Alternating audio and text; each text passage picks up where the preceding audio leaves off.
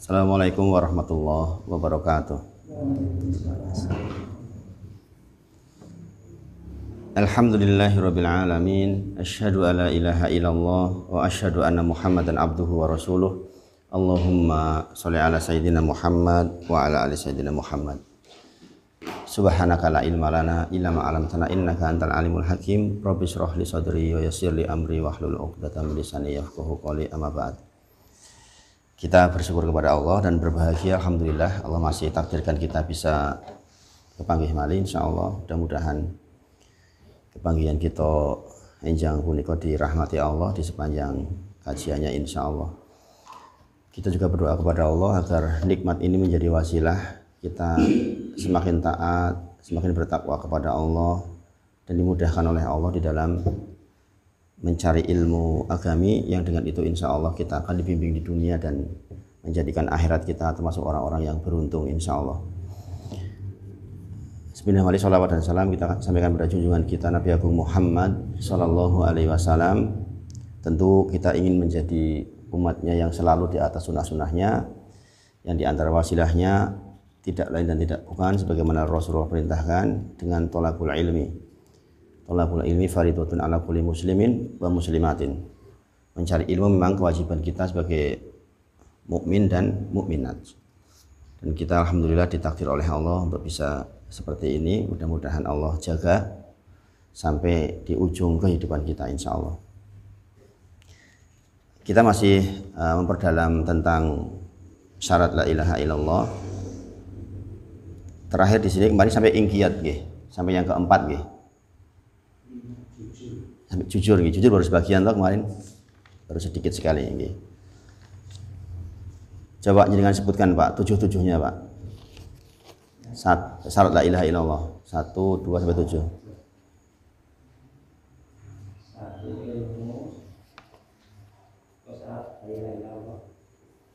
Ilmu. Nomor 2 yakin. Nggih.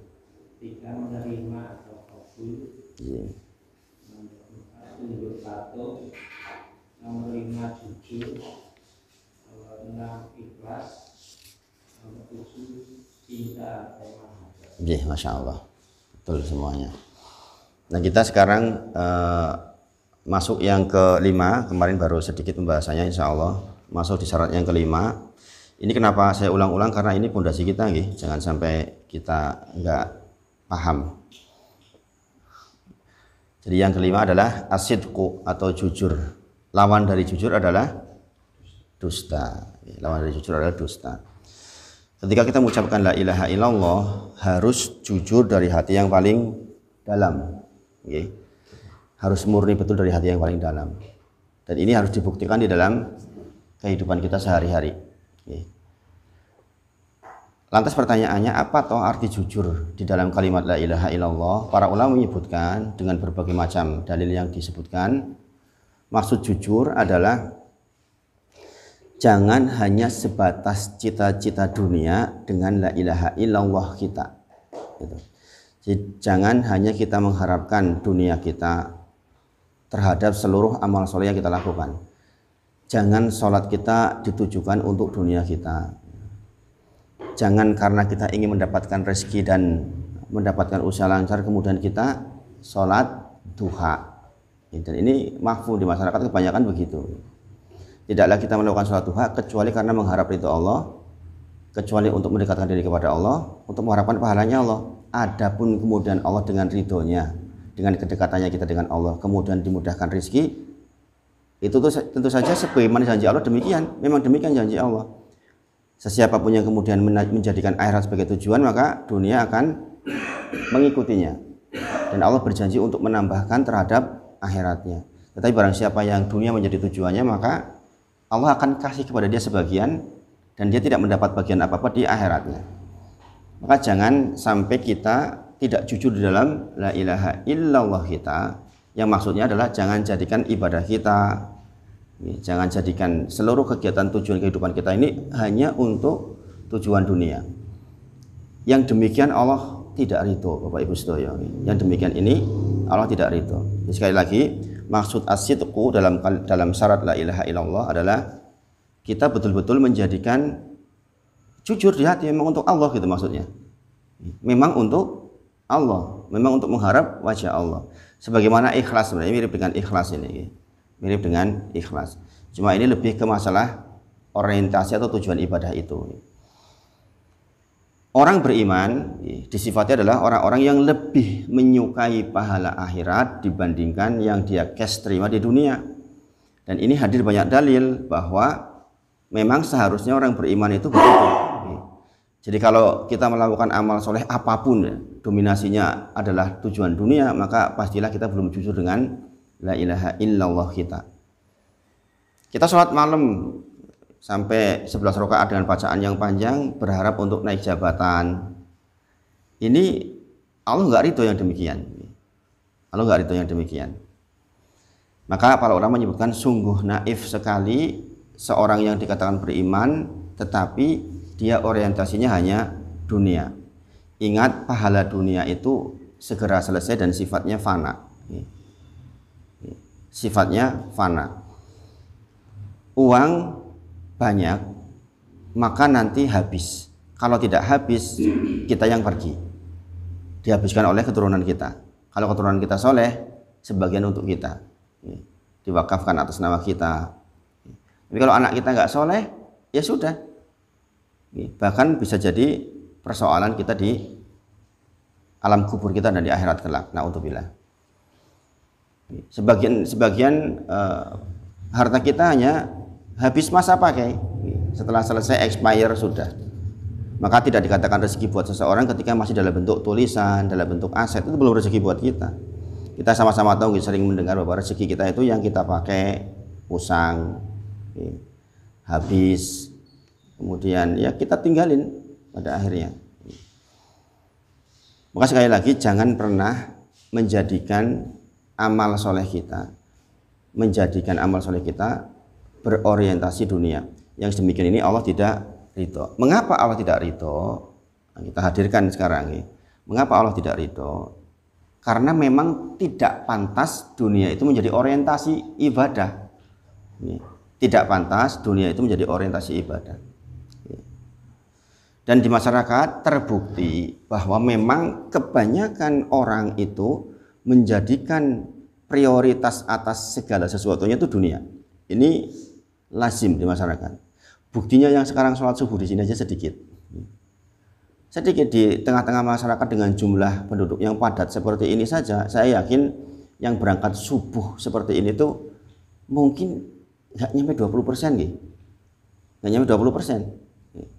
Ini bagi nggak nyampe, bahkan saya yang sering saya jadikan ukuran itu perumahan. Kalau masyarakat seperti ini mungkin karena masjidnya belencah ya, ada beberapa posisi. Perumahan kan masjidnya satu. Gunung Sempu saja yang saya katakan sudah banyak lah, itu mungkin selalu di atas 50 lah yang hadir. Tapi dibandingkan dengan jumlah penduduk perumahannya, mungkin di sana ada 600 kakak, berapa persen itu? Sedikit sekali. Maka memang kebanyakan orang orientasi atas seluruh amalnya itu terkait dengan dunia. Kalau yang terkait dengan akhirat itu mereka nggak begitu suka. Ini nggak jujur la ilaha illallah ya Bapak Ibu sedaya. Makanya kita dikatakan asidku. Contoh nih, sebagai contoh, orang diadakan adzan sebagaimana pernah saya sampaikan sebelumnya nih. Adzan sholat subuh. Adzan sholat subuh. Adzan tok. Kita tunggu jamaah. Ya segini-segini aja. Ya kan? Ini panggilan untuk akhirat kita. Kita tahu nih, Rasulullah menyampaikan andai orang tahu tentang apa yang ada di dalam sholat subuh, maka mereka akan merangkak pun dilakoni. Merangkak berarti orang musyloro tenan toh ini. Ini apa nggih? Orang sudah dalam kondisi tidak memungkinkan saja, kalau tahu apa yang ditawarkan dengan sholat subuh kita, maka dia akan merangkak. Tapi kenyataannya sudah dengan tawaran sedebegitu dahsyat saja, ya kan? Itu orang nggak berangkat. Bahkan dikatakan bahwa rakaataini qoblal subhi khairun minad dunya wa ma fiha. Bahwa 2 rakaat sebelum subuh saja lebih baik dari dunia beserta isinya. Kurang apa sih? Kurang apa coba Allah itu? Itu sholat qobliyahnya. Berarti sholat subuhnya, sholat duhurnya, sholat asarnya, sholat maghrib, jelas jauh lebih besar dari itu. Yang sunnah saja dikatakan oleh Allah lebih baik, bukan sama dengan, lebih baik dari dunia wa ma fiha, dan apa-apa yang ada di dalamnya. Maka kita tahu penduduk surga yang paling terakhir saja dunia dan 10 kali lipatnya lagi diberikan kepada dia. Itu penduduk surga yang terakhir, penduduk surga yang paling elek.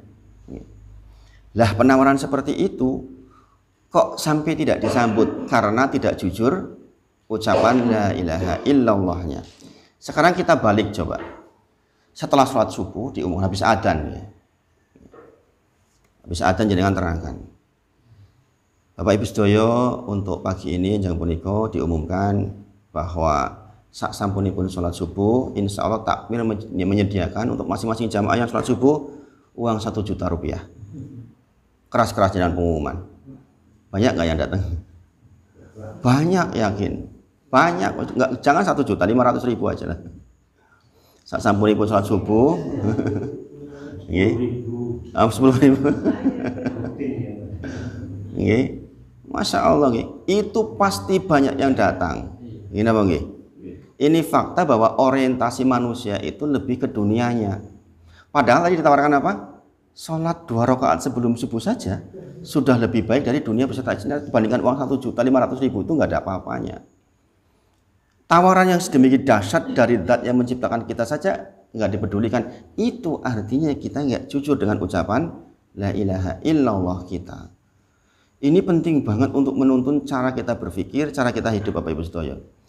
Kebetulan saya mengalami dua-duanya kan Pak Ibu sedaya. Saya mengalami dua-duanya, saya mengalami di mana berlebihan, di mana kekurangan. Itu saya bisa merasakan bahwa jujur itu ketika dalam kondisi kayak gini ini, dalam kondisi terdesak pun kita tetap Allah sebagai tujuan kita. Bersyukurlah kita menjadi orang-orang yang menjadi bagian kebaikan-kebaikan orang-orang yang soleh insya Allah. Makanya di antara pesan dari Rasulullah itu dekat-dekatlah dengan orang soleh. Karena orang soleh itu visinya selalu visi akhirat. Dia kaya untuk akhirat, dia miskin dengan sabarnya dia untuk akhirat. Dengan bersyukurnya dia visinya akhirat, kan gitu. Maka sekali lagi faktanya, dan ini disebut oleh Imam Ibnul Qayyim rahimahullah menyampaikan kebanyakan manusia itu memang suka yang cash. Suka yang cash. Bar sholat subuh kayak 500 mangkat, ini orang yang mangkat. Ini kenyataannya ini dikatakan tidak jujur. Maka kemudian Allah berfirman di dalam surah Hud ayat ke-15-16. Surah Hud ayat ke-15-16. Bahwa betapa Allah enggak ridhonya dengan orang-orang yang demikian.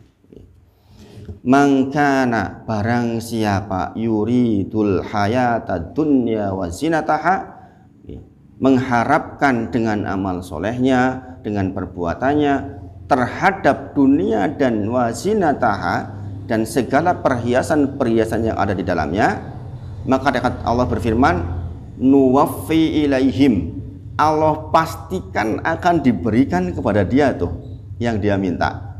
Jadi orang yang bekerja keras di dunia, muslim non muslim, kafir tidak kafir, jahat tidak jahat, asal dia bekerja keras, Allah menjanjikan nuwaffi ilaihim a'maluhum fiha, Allah akan berikan sebagian dari apa yang dia usahakan di dunia. Enggak seluruhnya loh Bapak Ibu sedaya, enggak seluruhnya, tapi pasti diberikan.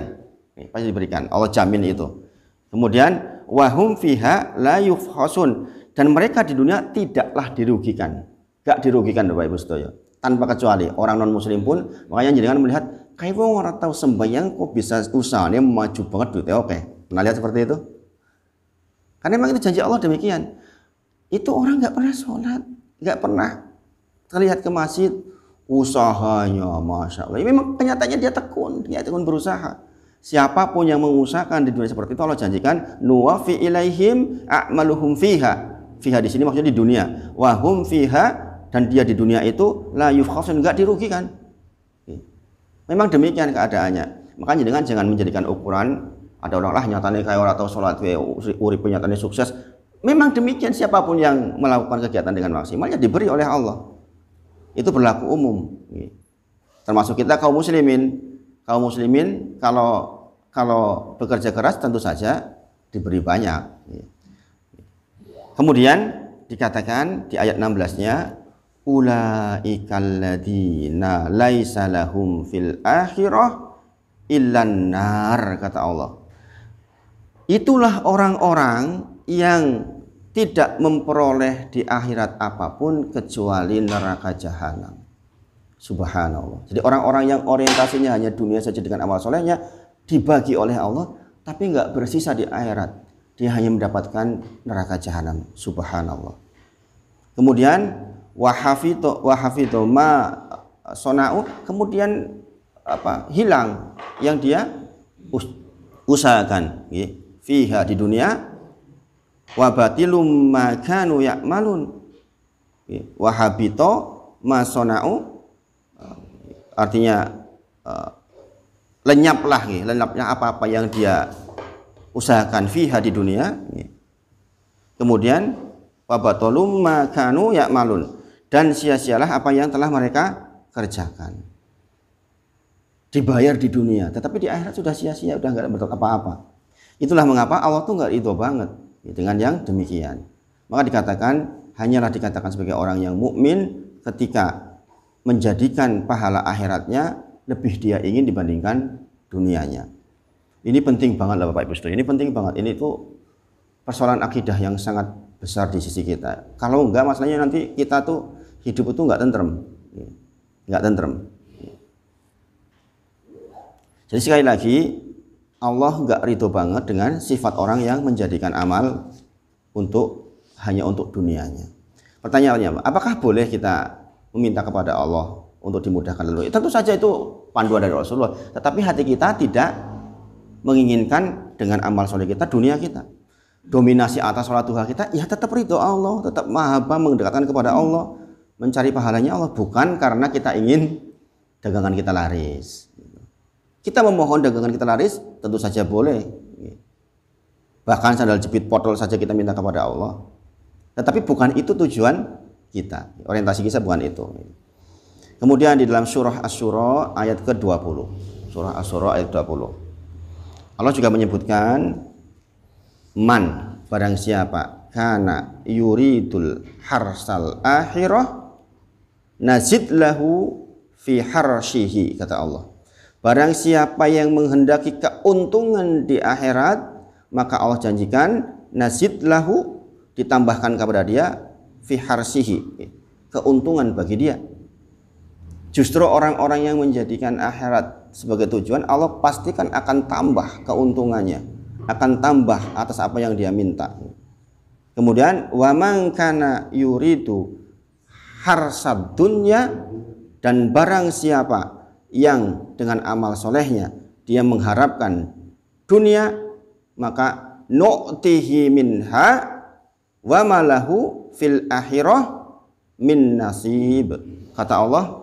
Nu'tihi minha, barang siapa yang menginginkan dua anak samanya, Allah akan kasih sebagian dari keuntungan dunia, dan tidak ada baginya suatu bagian pun di akhirat. Subhanallah. Ini orang non muslim kan begitu.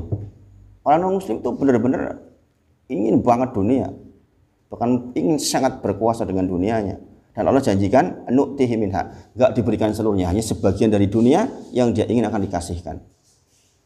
Jadi kalau jangan melihat orang non muslim kaya raya, wajar saja memang begitu. Allah itu maha adil. Jadi sekali lagi, kalau kita persoalan dunia, mau balapan dunia, ya pinter-pinteran di dalam mengelola dunia. Tak terkecuali mau orang sembahyang tidak sembahyang, orang rajin tidak, itu nggak ada urusan bagi Allah. Siapapun dia yang berusaha maksimal, ya dia dapat. Tetapi dia hanya dapat dunia saja.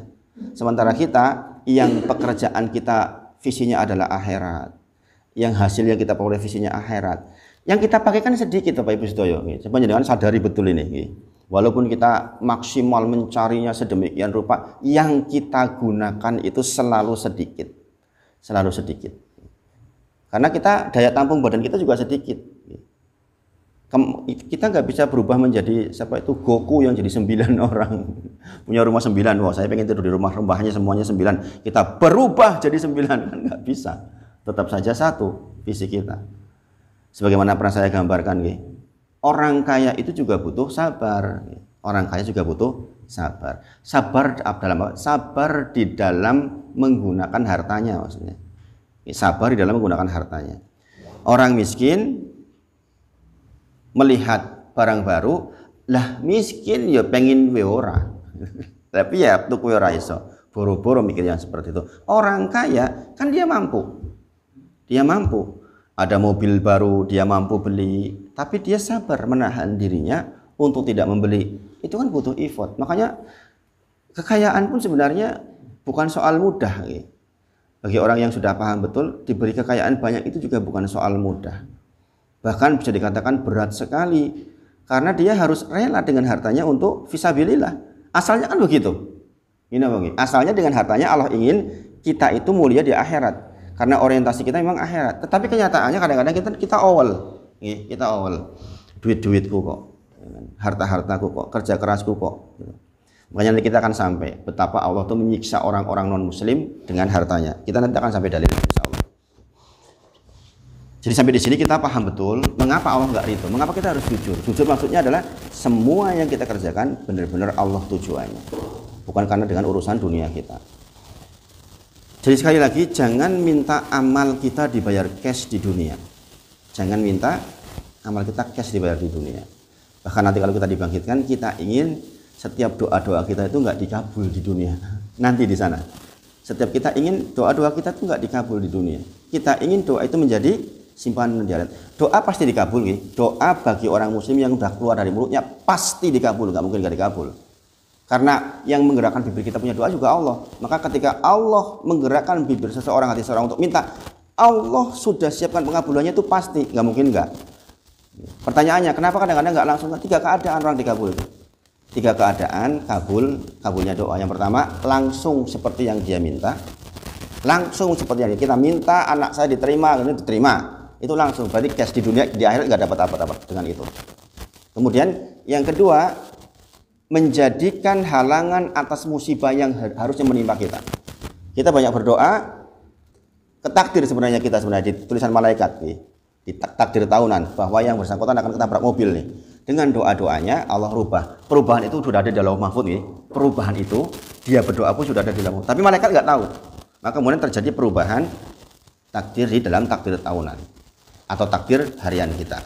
Tadi barusan sebelum subuh ditulis oleh Allah lagi takdir harian kita. Itu barusan ditulis oleh Allah. Takdir itu ada 4. Nanti kita belajar di kitab tentang takdir. Jadi yang ketiga adalah disimpan untuk tabungan akhirat. Nah, orang beriman itu nanti di sana ketika dibangkitkan, dia ingin untuk yang ketiga ini. Dia ingin zikirnya, dia ingin doa-doanya dibalas di akhirat saja. Apa ya kurang cukup Rasulullah menyampaikan seperti ini buat kita, bahwa kita orientasinya harus akhirat. Maka sekali lagi jangan minta dibayar cash di dunia terhadap apa yang kita kerjakan. Mengapa Allah nggak ridho, Bapak Ibu Sedoyo? Sekali lagi 2 ayat yang tadi saja menunjukkan bahwa dunia itu hina di sisi Allah. Dunia itu hina di sisi Allah. Akhirat itu jauh lebih kekal. Kita sering mendengar ayat hum fiha khalidun, itu kan selama-lamanya. Itu kalimat yang kalau kita orang matematik mikirnya, lah ini mau 1 tahun. Di sana selama-lamanya. Masa iya yang selama-lamanya kita mau tukar dengan yang 60 tahun? Coro bodon we enggak lah, kan begitu. Gini Bang. Maka ini kalimat jujur maksudnya seperti itu. Di antara kisah yang sangat menakjubkan yaitu kisah dari Rasulullah ketika bersama para sahabat yang diriwayatkan oleh Imam Ahmad rahimahullah taala terkait bagaimana dunia di sisi Allah. Nanti kita baca insyaallah hadisnya. Kemudian tentang bagaimana dunia di sisi Allah, bagaimana Rasulullah menuntun kita terhadap dunia kita, melihat cara pandang kita kepada dunia. Misalnya di dalam surah Al-Ankabut, surah ke-29 ayat 64. Surah Al-Ankabut, surah ke-29 ayat 64. Allah di ayat itu menyebutkan, Allah Subhanahu wa taala menyebutkan dunia itu sendoguro, sementara perbedaan antara dunia dan akhirat itu terlalu jauh pembandingnya. Allah berfirman, "Wa ma hadhil hayatu dunya illa lagwu wa la'ib." Dan kehidupan dunia itu kata Allah hanya lahu illa lahu wa la'ib. Illa lahu itu sendoguro saja sebenarnya, permainan. wala'ib, atau cuma permainan, kata Allah. Dan sesungguhnya kehidupan dunia itu hanyalah sendoguro lahu wala'ib, dan permainan saja. Yang namanya sendoguro dan permainan bagaimana sih jenengan coba kalau lagi sendoguro? Gak serius tuh jenengan sendoguro, ya kan? Dan Allah mengibaratkan ini, Allah sendiri yang menyebutkan di dalam surah Al-Ankabut 64 bahwa dunia itu hanya permainan dan sendoguro.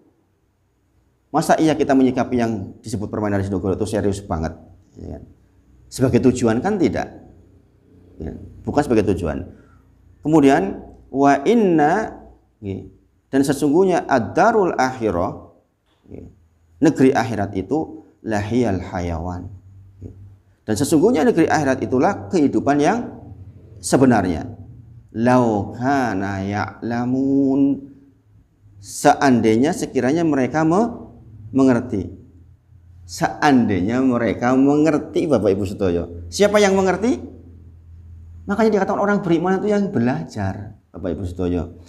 Nek awake dhewe rasine opo yo ngerti yang begini-begini itu kan enggak ngerti. Ya enggak ngerti. Bagaimana surat Hud 15-16 menyebutkan ketidakridhoan Allah, surah Asy-Syukhruf, kemudian beberapa surat-surat yang lain menyebutkan tentang masalah betapa Allah tuh enggak ridho dengan hal-hal yang kita lakukan kalau tujuannya dunia saja. Surah Asy-Syura menyebutkan seperti itu, ya kan? Maka dikatakan laukanu, yang dan ini sering kata-kata laukanu ya'lamun, seandainya mereka mengetahui. Ini kan sebenarnya perintah dari Allah untuk kita secara tersirat bahwa kita tuh harus belajar. Wong yang bisa menilai seperti itu ya yang tahu. Sebagaimana dulu saya sebutkan, kita lewat sebuah jembatan, kalau kita nggak tahu di situ ada macan, ya lewat saja, nggak takut lah. Tapi diberitahu, Pak, di sana biasanya ada macan, macannya galak. Kita akan mingling-mingling karena pengetahuan kita. Makanya dikatakan ditutup dengan laukanu ya'lamun, seandainya saja mereka mengetahui, maka sesungguhnya dunia itu hanya sendoguro, dunia itu hanya permainan. Kemudian dikatakan wa inna darul akhirah lahiyal hayawan. Sesungguhnya kehidupan akhirat itulah kehidupan yang sebenarnya, bukan permainan lagi, sungguh-sungguhnya. Jadi maka sekali lagi kita tujuannya selalu akhirat. Ada ulama yang menyebutkan penting mana dunia sama akhirat. Penting dunia. Kenapa? Akhirat itu buah dari dunia maksudnya. Jadi kita memperlakukan dunia itu supaya akhirat kita maksimal. Itu maksudnya. Dikatakan penting dunia karena kita nanamnya di dunia maksudnya. Jangan dunia jadi tujuan, tempat nanam aja sudah. Nanti panennya di akhirat. Waktu menanam kan bukan waktu panen. Sekedar kita secukupnya. Karena memang panen kita bukan di sini tapi di sana. Kemudian di dalam Quran surat At-Taubah, surah ke-9 ayat 38. Surah ke-9 ayat ke-38. Di situ Allah SWT menerangkan kenikmatan dunia itu hanya sedikit, Bapak Ibu Sedaya. Sementara kenikmatan akhirat itu selamanya, alias banyak banget. Makanya Allah tuh gak ridho kalau kita tujuannya dunia, lalu sedikit. Masa kita sholat benar-benar, ya, tujuannya kok sedikit men? Allah tuh sayang sama kita sebenarnya. Kemudian kalau jangan lihat tentang ad-dunya di dalam bahasa Arab, dunia itu, ad-dunya dikatakan sebagai ad-dunya karena memang arti ad-dunya itu secara bahasa adalah rendah dan hina, Bapak Ibu Sedaya. Ad-dunya secara bahasa memang artinya rendah dan hina. Makanya Allah itu menamakan memang kita tuh supaya kita tuh paham gitu. Karena dunia artinya paling rendah atau paling hina. Kehidupan dunia itu kecil, sedikit. Akhir dunia adalah kefanaan dan kemusnahan. Mau sekaya apapun, sehebat apapun, sehat apapun akan fana dan akan musnah, tak terkecuali. Semuanya berlaku umum seperti itu, tak terkecuali. Fir'aun yang kekayaannya seperti pun akhirnya hancur. Namrud yang sekaya seperti itu pun tetap hancur, bahkan Namrud dihinakan hanya dengan apa namanya itu yang dimasukkan ke hidungnya nyamuk atau lalat itu masuk seperti itu. Orang yang katanya sangat kuat jebule dimatikan dengan dihinakan. Allah tuh kalau menghinakan orang-orang yang sembuh itu begitu alah jebulmu nganggo barang sak ngono mati lek gayamu gitu kan istilahnya itu. Kalau apa matinya dengan perang hebat gitu udah libas banyak orang kayaknya ya keren gitu. Nah ini adalah raja jebule mati menganggonya mungkin terhina banget itu. Allah ingin tunjukkan bahwa kalian tuh nggak punya kekuatan apa-apa. Maka dikatakan kenikmatan dunia itu hanya sedikit, kenikmatan akhirat itu selamanya di dalam surah At-Taubah ayat ke-38. Dikatakan kalau jenengan baca redaksinya, fama mata'ul hayatid dunya fil akhirah illa qalil. Sesungguhnya apa-apa yang kau dapatkan di dunia itu hanyalah sedikit. Maka jangan jadikan dunia sebagai tujuan. Kemudian di dalam hadis Rasulullah memberikan perumpamaan. Rasulullah memberikan perumpamaan bahwa dunia itu seperti setetes air yang melekat di jari. Sedangkan akhirat merupakan samudra yang sangat luas. Nabi bersabda, jadi Nabi itu menyampaikan kepada kita bahwa kalau kita celupkan jari kita ke lautan, air yang nempel di sini itulah dunia, diperebutkan orang berapa miliar di dunia itu yang nempel di sini. Sementara akhirat itu samudra itu. Masya Allah Bapak Ibu sedaya. Apa ya Rasulullah kayak ngene iki awake dhewe terus ora percaya. Gimana coba gini? Kadang-kadang kita rebutan dunia sampai disibukkan pra salat lek kebayang enggak? Karena pekerjaan kita sampai kemudian enggak salat, karena pekerjaan kita kemudian kita enggak zikir, karena kepelitan kita enggak mau sedekah. Subhanallah. Dunia itu seperti yang nempel di sini saja tuh airnya. Subhanallah. Kata Rasulullah, wallahi demi Allah, madunya fil akhirah, tidaklah dunia dibandingkan akhirat, illa kecuali mithlu, seperti ma yaj'alu ahadukum isba'ahu hadihi. Kata Rasulullah, tidaklah dunia dibandingkan akhirat melainkan seperti salah seorang dari kalian mencelupkan jarinya ke laut. Mencelupkan jarinya ke laut.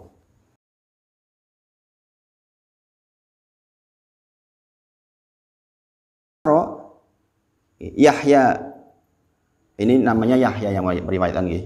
Kemudian Yahya maksudnya memberikan isyarat, bisa babah, kemudian memberikan isyarat dengan begini. Dia ketika menceritakan seperti ini, dimasukkan ke air, yang air itu adalah samudra, sementara yang terbawa itu adalah yang nempel dia. Jadi seperti itu. Rasulullah menggambarkan dunia itu hanya seperti air yang nempel dibandingkan samudra yang sangat luas. Intinya sidik banget. Sesuai dengan surah Al-Ankabut, surah At-Taubah ayat ke-38, bahwa dunia itu illa qalil, memang sedikit banget. Yahya memberikan isyarat dengan jari telunjuknya, lalu hendaklah dia melihat apa yang dibawa jarinya itu. Jadi sekali lagi jenengan kalau mau mengingat-ingat ketika jenengan terkait dengan dunia, seperti itulah yang dibawa. Kemudian yang ketiga, dunia dilaknat oleh Allah Azza wa Jalla. Artinya, apa saja yang melalaikan manusia dari ibadah kepada Allah, maka dia terlaknat. Maksudnya itu, maksudnya dunia dilaknat oleh Allah. Kalau jenengan punya instrumen dunia apapun namanya, pekerjaankah, mobilkah, anakkah, tetanggakah, atau apapun yang membuat jenengan jadi lupa kepada Allah, jadi tidak beribadah kepada Allah, maka terlaknat. Maka asalnya dunia itu terlaknat. Dari Abu Hurairah radhiyallahu anhu, ia berkata, aku mendengar Rasulullah bersabda. Ini penting Bapak Ibu sedaya. Ini penting banget jenengan ingat-ingat. Bismillah. Kita masih membahas tentang apa? As-sidqu, tentang jujur. Kata Rasulullah, ala inna dunya mal'unah. Ketahuilah sesungguhnya dunia itu mal'unah. Mal'unah itu terlaknat. Siapa yang menyampaikan ini? Rasulullah. Jadi dunia itu asalnya mal'unah, terlaknat. Mal'unun ma fiha. Terlaknat pula apa-apa yang ada di dalamnya. Subhanallah. Illa kecuali zikrullah. Yang pertama, tidak terlanat bagian dari dunia, yaitu zikrullah. Jadi ingat kepada Allah itu harus setiap waktu. Zikir kepada Allah itu harus setiap waktu. Makanya punyailah hafalan Qur'annya. Dengan hafalan Qur'an itu kita bisa terus-terusan zikrullah. Kalau tidak, ya kita bisa. Di antara zikir terbaik itu adalah membaca Quran. illa zikrullah, kemudian wama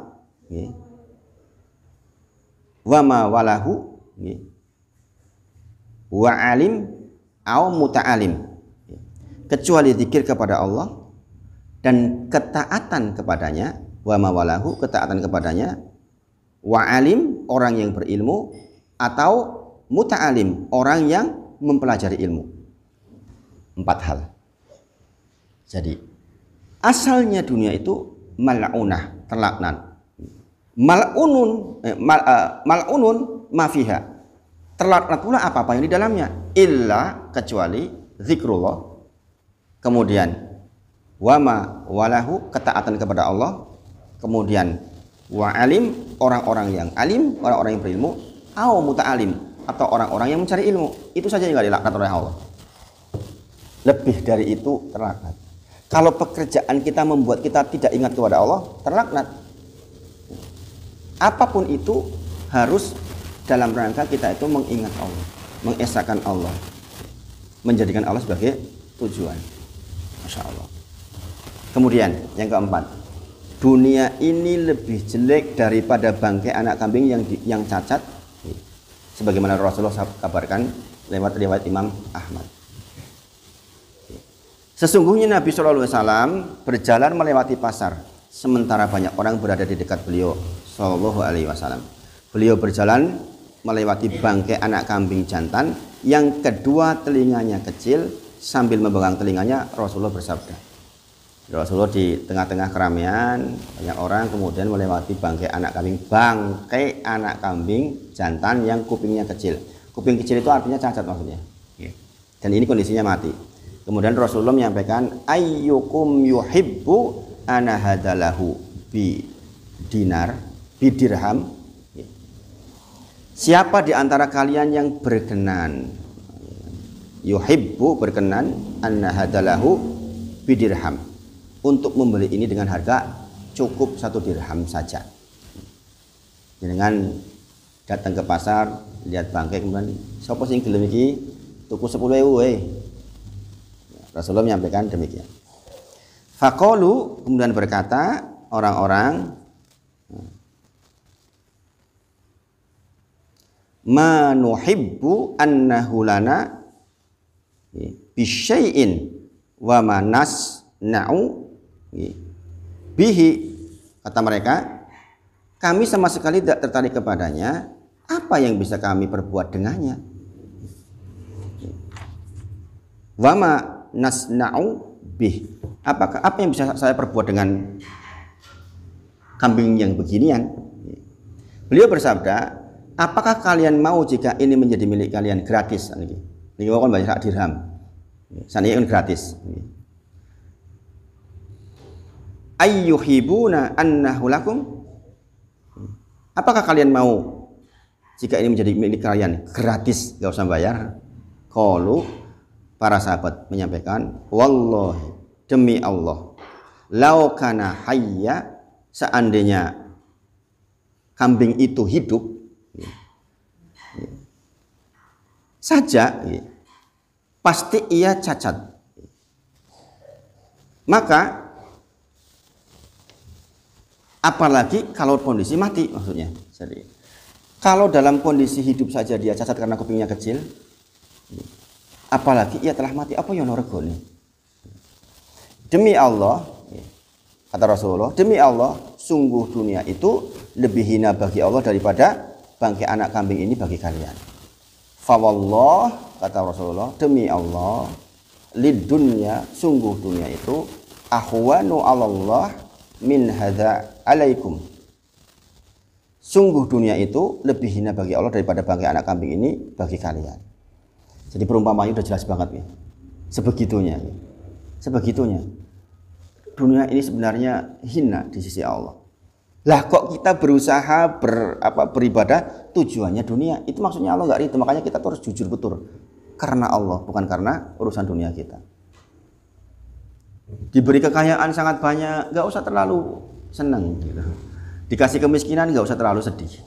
Dunia masing-masingnya menjadi jalan kemuliaan kalau kita bisa menyikapinya. Kemiskinan dengan sabarnya, kekayaan dengan syukurnya. Bentuk syukur itu ya kita mengeluarkan di jalan Allah tentu saja.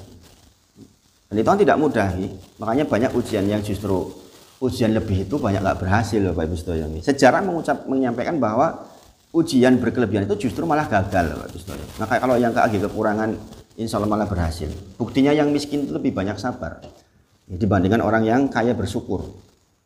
Kaya itu identiknya bukan bersyukur tapi dengan sombong. Aku iso kok. Mengecilkan, merasa cukup, merasa bersandar dengan kekayaannya, subhanallah. Dan ini nyata, Kemudian yang kelima, dunia tidak berharga meskipun hanya sebesar sayap nyamuk.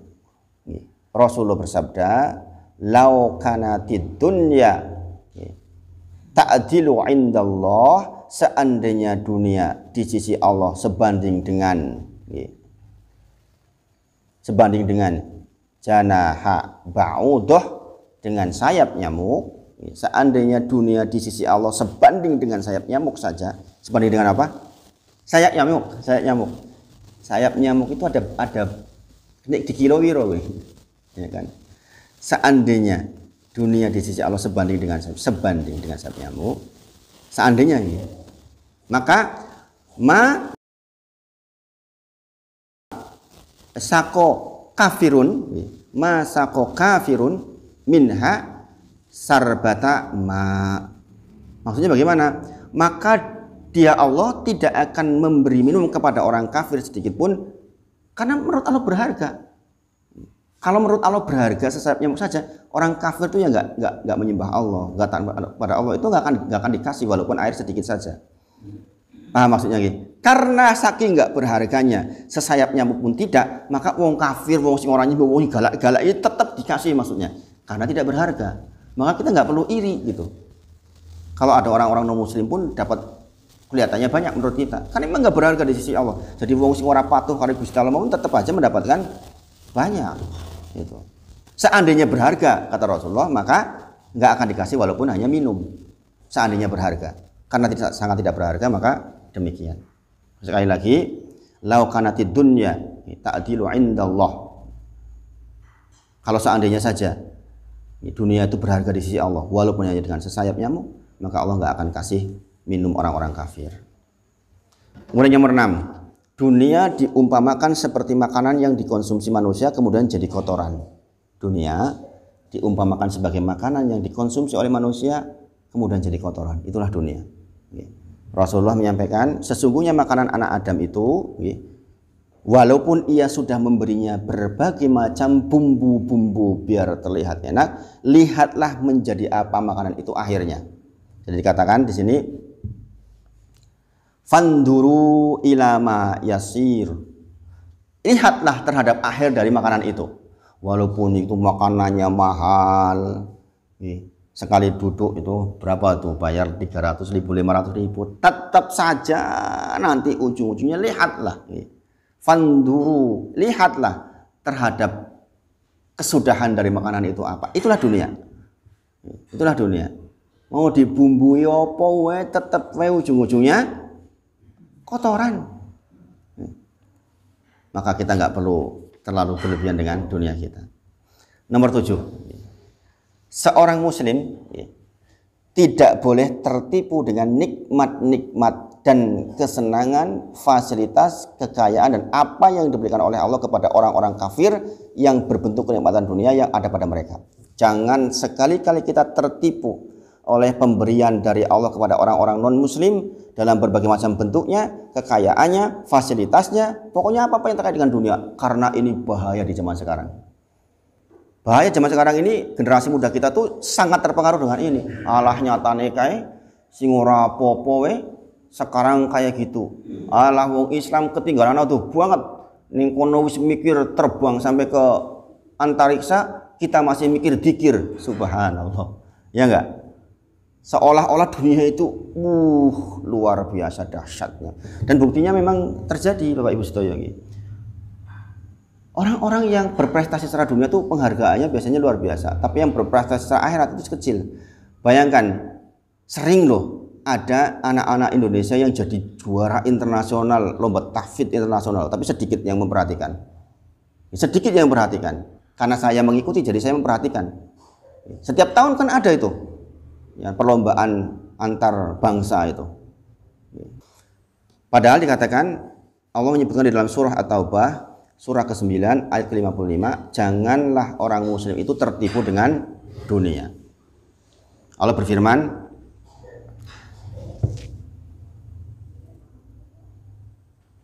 maka janganlah harta dan anak-anak mereka, amwaluhum wala auladuhum, maka janganlah harta, amwaluhum wala auladuhum, dan anak-anak mereka membuatmu kagum. Kalau jangan melihat anaknya orang non muslim sehat-sehat, bagus-bagus, pinter-pinter, jangan membuatmu kagum. Sesungguhnya kata Allah, innama yuridullaha liyu'adzibahum biha fil hayatid dunya. Sesungguhnya maksud Allah dengan itu semua itu adalah untuk menyiksa mereka dalam kehidupan dunia. Coba ingin, jangan perhatikan kalimatnya.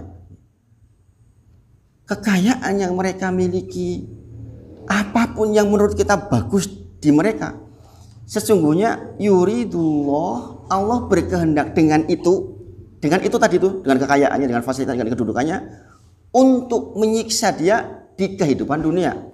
Jadi hartanya, kedudukannya justru untuk menyiksa mereka di kehidupan dunia. Dan kelak akan mati dalam keadaan kafir, dan mereka dipastikan orang yang seperti itu akan mati dalam keadaan kafir. Diberikan semuanya. Diberikan semuanya. Maksud dari dengan hartanya, dengan segala apa yang nempel di dia, menyiksa dia dunia, maksudnya kan mencari harta itu kan kesel Bapak Ibu Sedoyo. Gini mau gini. Dia harus capek untuk memperolehnya, kadang sikut sana sikut sini, menggunakan segala macam cara, kadang-kadang sampai malah berujung kepada pembunuhan demi untuk mendapatkan kedudukannya, mendapatkan dunianya yang dia kumpulkan sangat banyak itu, yang Allah berikan pula itu adalah siksaan buat dia. Sudah dapat nyimpennya bingung. Ini apa lagi? Sebagaimana saya pernah sampaikan, LPSK itu apa? LPSK, lembaga penjamin simpanan. LPS, lembaga penjamin simpanan itu hanya menjamin sampai 2 miliar. Berarti kalau kita punya uang, ini entah benar atau keliru ya. Seingat saya begitu. Lembaga penjaminan simpanan itu hanya menjamin 2 miliar saja. Artinya kalau kita punya uang 10 miliar, terjadi chaos kayak dulu 98, terjadi kebangkrutan massal, maka yang dijamin oleh pemerintah hanya 2 miliar. Kalau kita punya uang 100 miliar, yang 98 nggak ada urusan pemerintah. Gitu bang. Maka dia sudah nyarinya susah, sudah dapat juga masih susah. Bayangin sekarang, canggih banget penipuan aplikasi. Gitu bang. Jadi nggak sempat lihat di YouTube nggak itu? Sekarang orang, saya kurir JNT, barang pesanan panjenengan sudah datang, lihat foto, diklik itu APK aplikasi, begitu diklik HP kita dimiliki oleh orang lain, seluruhnya bisa dilakukan oleh dia. Password MBG kita diambil, uang kita hilang dalam waktu 1-2 menit. Kemarin ada yang kehilangan 90 juta, ada yang kehilangan 50 juta, miliaran dia dapat itu penipunya itu. Bayangin, kita capek tuh ngumpulin 100 juta, orang pakai klik hilang dalam waktu 5 menit. Bayangin. Dan ini terjadi kan zaman sekarang? Terjadi banget. Bahkan ini akan kata ahli IT, ini akan semakin canggih. Nyimpen uang di bank tuh sekarang nggak aman, apalagi kalau nyimpennya di BCO sama BRO. Itu bank ditanya nggak ada urusan, salahmu sendiri, datanya dikasihkan kata mereka. Lapor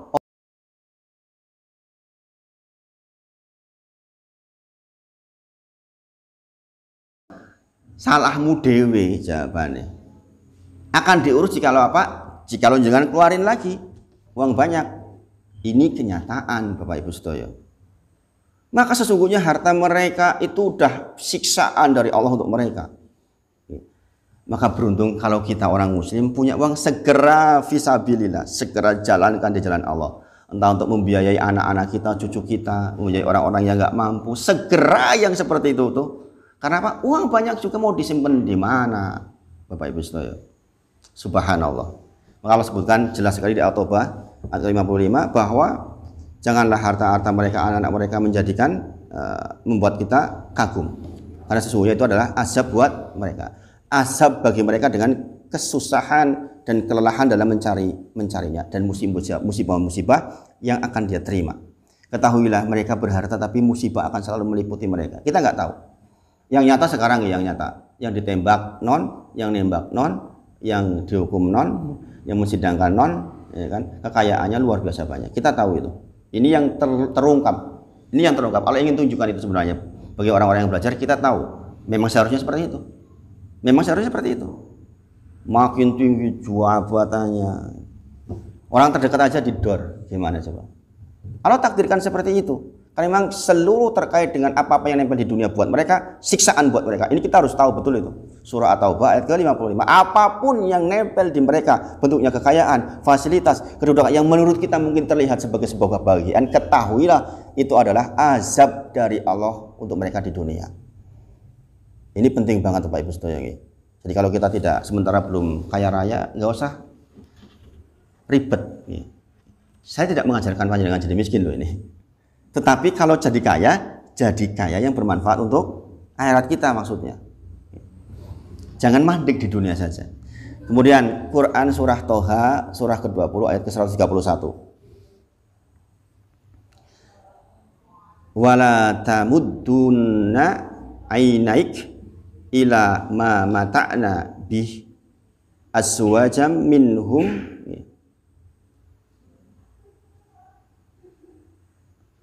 dan janganlah engkau tunjukkan pandangan matamu kepada kenikmatan yang telah kami berikan kepada beberapa golongan dari mereka. Zahratal hayatid dunya linaftinahum fih, kata Allah. Sesungguhnya itu adalah bunga kehidupan dunia agar kami uji mereka dengan kesenangan itu. Jadi apa-apa yang diberikan oleh Allah kepada mereka itu, justru dengan itu Allah akan uji mereka dengan kesenangan itu. Kemudian warisku rabbika khairu wa abqa. Karunia Rabbmu kepada kalian berbentuk Islam, berbentuk iman, itu karunia yang baik dan lebih kekal. Bapak Ibu sekalian, ini penting banget. Kita tuh nggak usah kemudian melihat orang-orang non muslim yang sedemikiannya. Ketahuilah karunia dari Allah berbentuk hidayah kepada kita ini sebagai seorang muslim, itu kata Allah lebih baik dan lebih kekal. Khairu wa abqa, kata Allah, lebih baik dan lebih kekal. Surah Toha ayat ke-131. Kemudian ini dipertegas oleh Rasulullah kepada para sahabatnya. Berkata Rasulullah SAW kepada Umar, amma tardo, tidakkah engkau ridho antakuna lahumud dunya walana akhirat. Kata Rasulullah, tidakkah engkau ridho untuk mereka orang-orang kafir dunia sementara bagi kita akhirat. Ini Rasulullah kepada Umar. Ketika Umar menyampaikan, kok mesake banget Rasulullah itu hidupnya kok sampai kekurangan, gitu kan. Rasulullah itu kaya, tetapi kekayaannya selalu keluar. Tidaklah Rasulullah diminta oleh seseorang kecuali diberikan sampai habis loh Bapak Ibu sekalian. Sampai ditanya, sudah nggak ada apa-apa lagi, gitu maksudnya itu. Segitunya Rasulullah memperlakukan dunia. Bersabda kepada Umar Rasulullah, apakah engkau ragu wahai Ibnul Khattab? Awa fisyak anta ya benal Khattab, kata Rasulullah. Apakah engkau ragu wahai Ibnul Khattab? Ulaika kaumun, mereka adalah kaum yang ujilat lahum, disegerakan kebaikan untuk mereka fil hayati dunya, di kehidupan dunia. Memang mereka itu oleh Allah disegerakan. Apa yang mereka lakukan dibayar, apa yang mereka lakukan dibayar. Mereka bekerja keras diberi. Bekerja kerasnya sendiri adalah siksaan buat mereka. Memangnya bekerja keras nggak butuh effort. Ini mungkin makanya Bapak Ibu sekalian, orang Muslim itu bahkan dizalimi saja nggak mau loh seharusnya bales. Meskipun boleh ya, meskipun boleh. Tetapi untuk apa coba? Ini dipikir. Yang namanya membalas keburukan orang, keselamatan kan butuh effort, butuh tenaga, ya enggak? Butuh mikir, butuh tenaga. Lah ngopo-ngopo kok awake dhewe mengeluarkan tenaga pikiran untuk itu. Paham enggak maksud saya? Ini kemarin kejadian Bapak Ibu sedaya nggih. Ini subhanallah, ada seseorang Bapak Ibu sedaya. Ini punya kebiasaan yang ini orang yang mungkin besok yang namanya orang bangkrut di akhiratnya. Ini tokoh masyarakat. Setiap kata-kata itu nyilet orang dan itu disampaikan di forum. Lagi ceramah itu menyampaikan si fulan, menyebut nama. Subhanallah, sakitnya kayak mana? Sampai ada orang datang ke saya tuh, yang paling saya tunggu dari dia adalah kematiannya. Sampai segitunya, subhanallah. Saya bilang, Mas, jenengan jangan memberikan effort untuk balas dia. Enggak usah. Membalas itu butuh tenaga, butuh mikir. Orang yang seperti itu sudah disediakan balasannya oleh Allah. Jadi kita nggak perlu ikut-ikutan balas. Ngapain? Mendingan untuk ibadah, mendingan untuk zikir daripada untuk mikirin balas ke dia. Jadi benci sama dia, marah sama dia, ngapain? Itu kemarin kejadian sama saya, Bapak Ibu Sedoyo. Rasulullah bersabda, nah ini penting Bapak Ibu Sedoyo. Ini penting banget, jangan perhatikan penting. Idza ra'aitallahu yu'til abda minad dunya ala ma'asih, jikalau engkau melihat Allah memberikan kepada seorang hamba apa yang disukainya,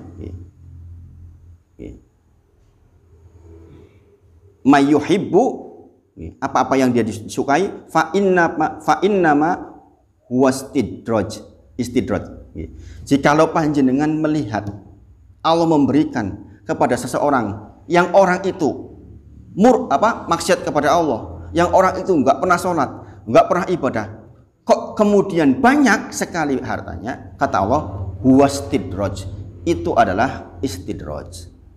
Memang sama Allah diberikan terus tuh, sengaja sama Allah diberikan supaya dia merasa nyatanya saya enggak ngapa-ngapain, enggak ibadah, enggak patuh sama Allah, banyak tuh kamu yang rajin malah rekoso, kira-kira begitulah, ya kan? Dan ini kita melihat banyak orang yang justru diberi kekayaan luar biasa sementara dia malasnya luar biasa, ya kan?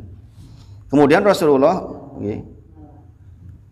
sallallahu alaihi wasallam membacakan ayat, falamma nasu madzukiru bihi fatahna alaihim abwaaba kulli syai'in hatta idza farahu bima utu ahodnahum bagdatan faidahum mublisun. Maka ketika mereka melupakan seluruh peringatan-peringatan yang telah diberikan kepada mereka, berbentuk ayat Al-Quran, berbentuk didatangkannya para nabi, dibentuk didatangkannya para ustadz, kami pun dibukakan semua pintu kesenangan untuk mereka, sehingga ketika mereka bergembira dengan apa yang telah mereka dapatkan itu, kami siksa mereka secara tiba-tiba. Maka ketika itu mereka terdiam putus asa. Bima utu ahodnahum bagtatan faidahum mublisun. Jadi nanti orang-orang seperti itu tuh, siksanya tuh tiba-tiba Bapak Ibu Sedoyo, ujuk-ujuk disiksa.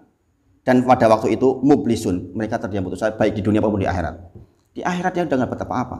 Subhanallah. Maka Bapak Ibu Sedoyo, kalau dunia dan seisinya tidak ada harganya meskipun seberat sayap nyamuk, lalu mengapa manusia berlomba-lomba mengejarnya? Bahkan mereka mengorbankan agamanya demi mencari dunia, padahal dunia dilaknat oleh Allah. Ini maksud dari jujur. Jujur terhadap la ilaha illallah kita. Semuanya diarahkan ke akhirat kita. Semuanya diarahkan ke akhirat kita. Kemudian Allah juga sudah ingatkan di dalam surah Fatir, surah ke-35 ayat 5, agar kita tidak tertipu. Nanti jangan baca di rumah. Ini salah minggu depan saya singgung sedikit. Nah, itu yang disampaikan pagi ini. Belum selesai sesungguhnya masalah jujur juga. Masih ada beberapa dalil yang perlu kita baca supaya kita makin yakin dengan sikap kita di dunia, insya Allah. Jadi nanti buka dulu surah Fatih, surah ke-35 ayat ke-5, insya Allah terkait dengan agar kita tidak tertipu dengan dunia kita. Mudah-mudahan bermanfaat dan menjadi pengingat buat kita, dan mudah-mudahan kita dirahmati oleh Allah atas seluruh yang Allah titipkan kepada kita. Kita tutup dengan kafaratul majlis. Subhanakallahumma wa bihamdika asyhadu alla ilaha illa anta astaghfiruka wa atubu ilaik. Wa akhiru da'wana alhamdulillahirabbil alamin. Assalamualaikum warahmatullahi wabarakatuh.